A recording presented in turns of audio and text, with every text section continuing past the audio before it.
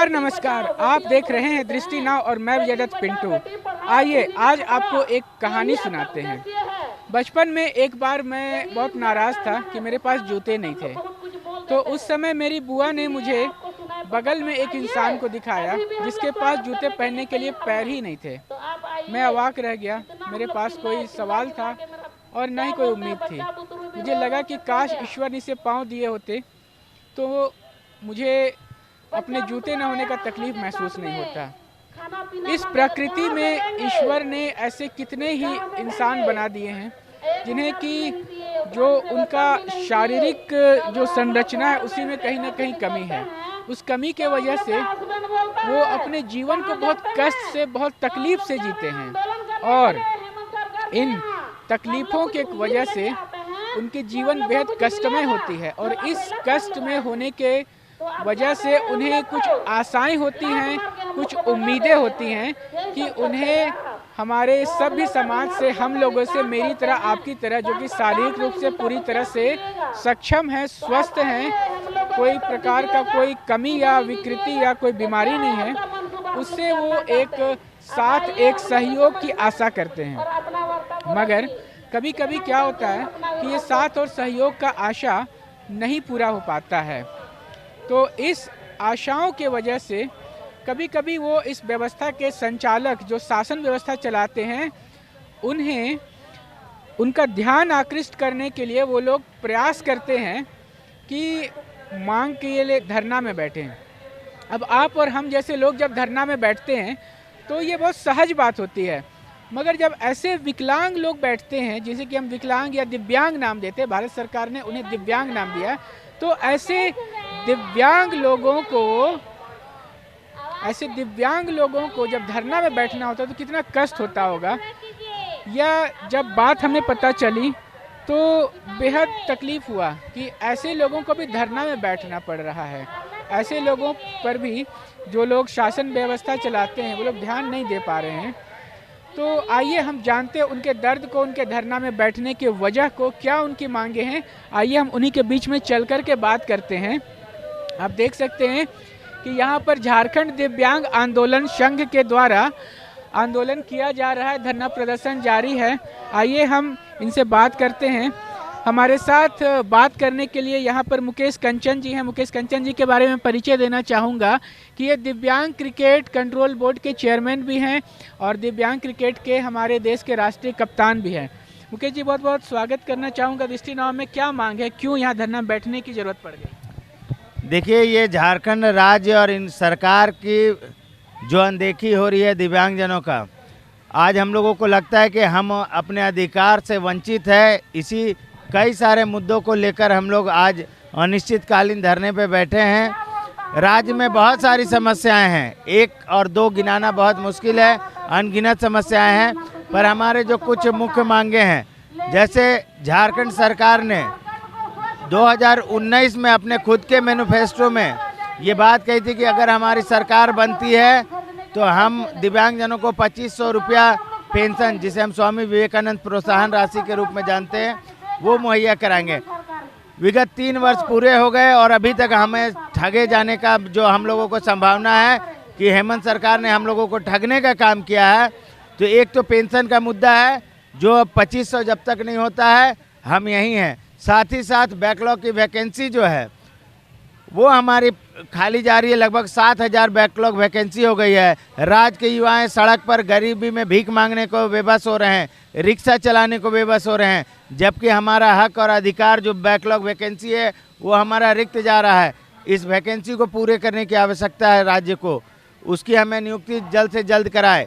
उसके साथ में जो हमारे राज्य निःशक्तता आयुक्त की नियुक्ति, पिछले 2 वर्ष से हमारा ये पद खाली है, जबकि एक सुदूर इलाके का दिव्यांग जो गांव में रहता है, जो अपने हक और अधिकार के बारे में नहीं जानता है, वो अपनी मांगों को लेकर कहाँ जाता है। जब राज्य निःशक्तता आयुक्त थे तो वो अपनी मांगों को लेकर वहीं पहुंच जाना था, पर विगत 2 वर्षों से इस पद को खाली रखा गया है। राज्य निःशक्तता आयुक्त का पद तो जल्द से जल्द उसको भरा जाए, या यूँ कहे कि तुरंत उसमें कुछ करने की आवश्यकता नहीं है। हम कोई ऐसे मांगों को नहीं रख रहे हैं, कोई अलग से कोई हमारा मांग नहीं है। राज्य सरकार के जो नियमावली है, जो हमारा अधिकार है, जो आरपीडीडब्ल्यू एक्ट जो हमारा 2016 है, उसके अंतर्गत जो हम लोगों को अधिकार दिए गए हैं, सिर्फ हम उन अधिकारों को मांग रहे हैं। हम जितने भी अंतर्राष्ट्रीय खिलाड़ी हैं, जब सामान्य खिलाड़ियों को सीधी नियुक्ति प्रक्रिया में शामिल किया गया, तो हम जैसे दिव्यांग खिलाड़ियों को इस सीधी नियुक्ति में क्यों नहीं शामिल किया गया? हम सीधी नियुक्ति की मांग करते हैं।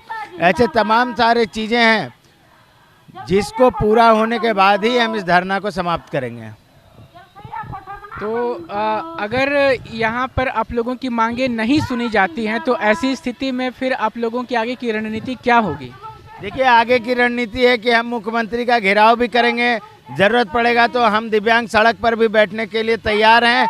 ज़रूरत पड़ेगा तो हम में से कुछ लोग, मैं सबके बारे में, हम भूख हड़ताल को जाने को तैयार हैं। पर इस बार हमारी नियुक्ति, हमारा बैकलॉग वैकेंसी, हमारा पेंशन, सभी चीज़ हमें चाहिए।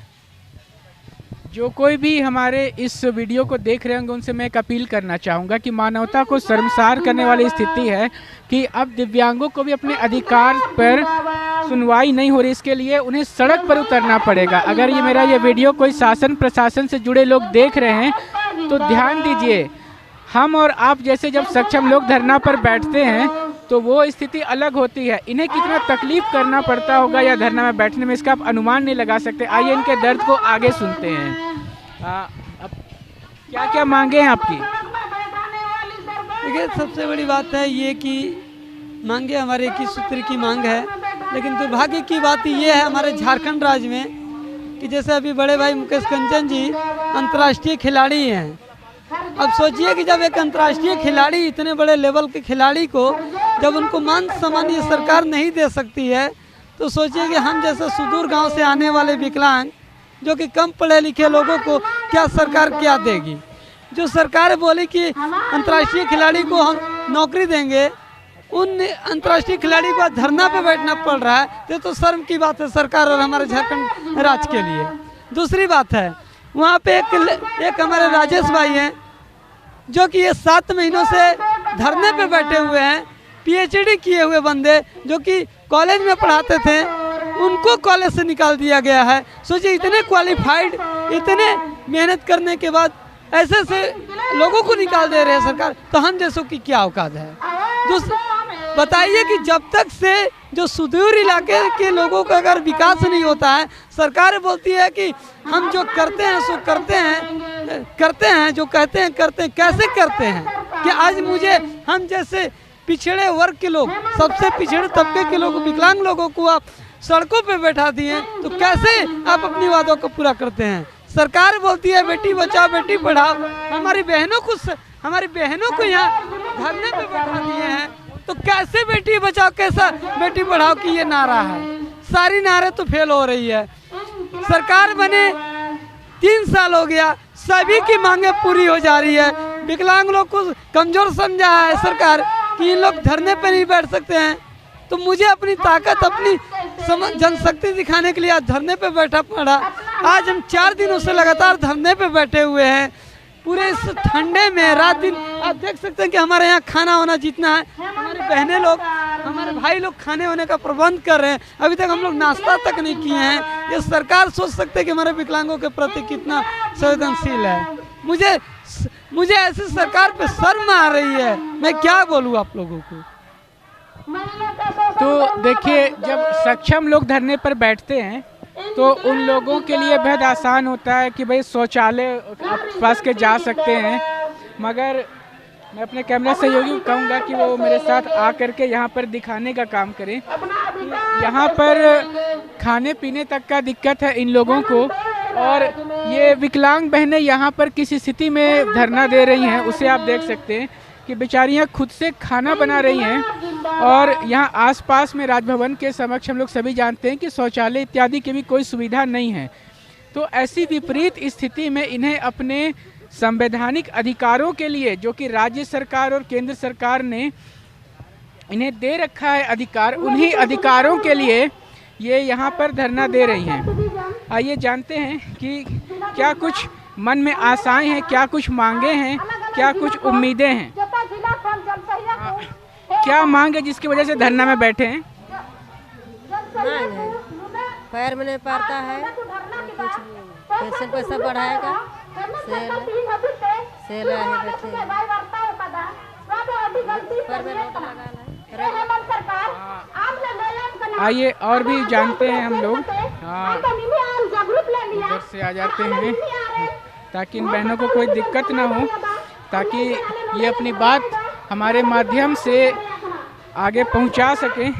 हमारा प्रयास होना चाहिए कि इनकी बात को हम लोग ये कर सकें। क्या मांगे हैं जिसके लिए धरना पर बैठे हैं?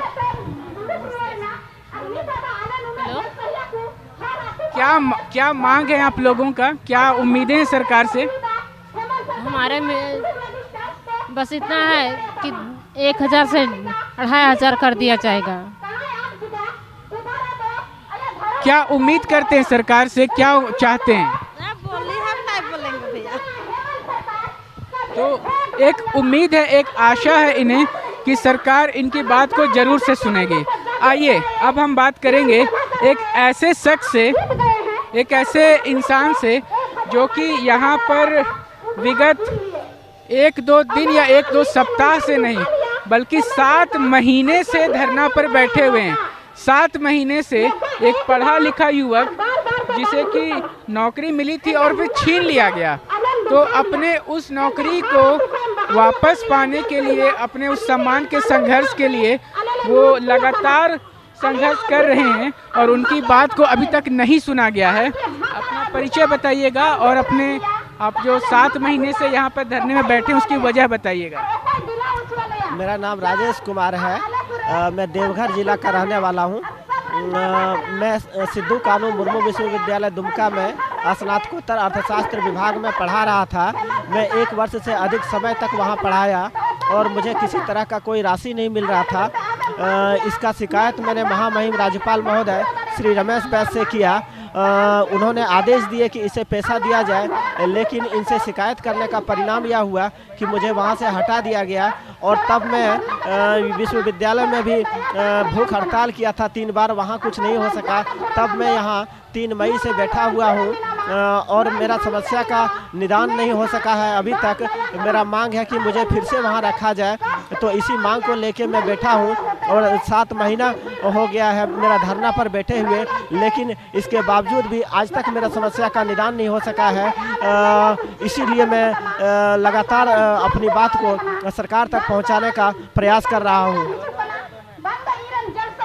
तो सुना आपने इनके संघर्ष को कि एक पढ़ा लिखा युवक जो कि दिव्यांग है वो सम्मानपूर्वक एक नौकरी में अपने जीवन यापन को चलाते हुए शिक्षा का दान दे रहा था, वैसे शख्स को नौकरी से निकाल दिया जाता है और वो उम्मीद लगाए हुए यहाँ सत्ता के शीर्ष स्थल राजभवन पर धरने पर बैठा हुआ है और न्याय की आस में 7 महीने से संघर्ष कर रहा है। 7 महीने के संघर्ष के बाद भी इसे कुछ हासिल नहीं है। मैं अपने सभी दर्शकों से पूछना चाहूँगा कि क्या इन्हें न्याय नहीं मिलना चाहिए? अगर इन्हें न्याय नहीं मिल रहा है तो उसका दोषी कौन है? ये कुछ बहुत खास चीज़ नहीं मांग रहे हैं, ये अपना हक अधिकार जो कि राज्य सरकार ने इन्हें दिया है वही हक और अधिकार को ये सरकार से मांग रहे हैं कि जो आप लोग दे रहे थे वो आपने बंद क्यों कर दिया है। मैं अपील करना चाहूँगा अपने दर्शकों से कि इन्हें इनका हक और अधिकार मिल सके, उसके लिए जरूर से सुनवाई करें। हमारे कोई दर्शक जो कि यह समाचार देख रहे हों, अगर सत्ता और शासन में बैठे हुए लोग तक उनको आना जाना है तो हमारे इस वीडियो को उस शख्स तक जरूर से पहुंचाएं ताकि इन्हें इनका हक मिल सके। ऐसी हर नवीनतम ताज़ा अपडेट्स के लिए बने रहे दृष्टि नाव के संग। आपको हमारी ये खबर कैसी लगी कमेंट बॉक्स में लिखकर अपने विचार और समर्थन के जो भी बात हो हमें